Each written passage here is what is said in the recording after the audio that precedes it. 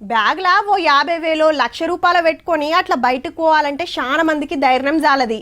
తొవ్వెంట ఎవరు మస్క కొడతారో, వెనకెమ్మటి పడి ఎవరు కొట్టేస్తారో అని బుగులుంటది.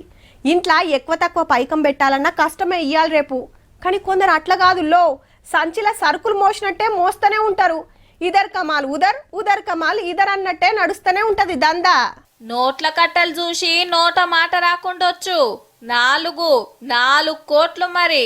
సికింద్రాబాద్ ఏరియాల గీ కార్ల తీసుకుపోతుంటే పట్టేసిండ్రు. మీదికి కనబడకుండా కారు డిక్కీలా, స్టెపినీలా, బ్యానెట్టు, సీట్ల కింద దాచిండ్రట. పోలీసులకు మతలబ్ తెలిసి ఎమ్మట పడితే రప్పున దంచుడే దంచుడు. 15 కిలోమీటర్లు చేసింగ్ చేసి పట్టుకున్నారట.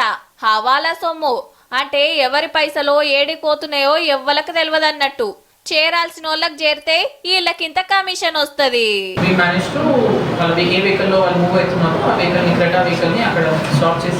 బంగారం బిజినెస్ అని చెప్పి భాగ్యనగరం పబ్లిక్ కు గుండ్లు కొడుతుందట గీ అక్క. నాగోల్ ఏరియాల బొటిక్ నడిపిస్తదట. బంగారం దందా పెట్టుబడికని తెలిసినోళ్ళ తన పైకం తీసుకున్నదట. ఎక్కువ మిత్తి అనగానే ఇచ్చిండ్రు. మా దగ్గర 30 లక్షల దాకా ఇప్పించినండి. నేను నా కారు నడిపిన డబ్బులు కూడా ఇవ్వలేదు నాకు. నా భర్త మునగాల సర్కిల్ ఇన్స్పెక్టర్. నువ్వు ఏం చేసుకుంటావు చేసుకుని అయితే అమౌంట్ ఇవ్వను. సూర్యాపేట జిల్లా మునగాల సిఐ గారి భార్యనట. సారు పేరు చెప్పుకొని ఏడ దొరికితే ఆడ తీసుకొని అడిగితే ధమ్కీలు ఇస్తున్నదట. భర్త తోటి పడిరాక పట్నం వచ్చి ఉంటున్నదట. కేసు పెడితే అరెస్ట్ చేసిండ్రు పోలీసులు.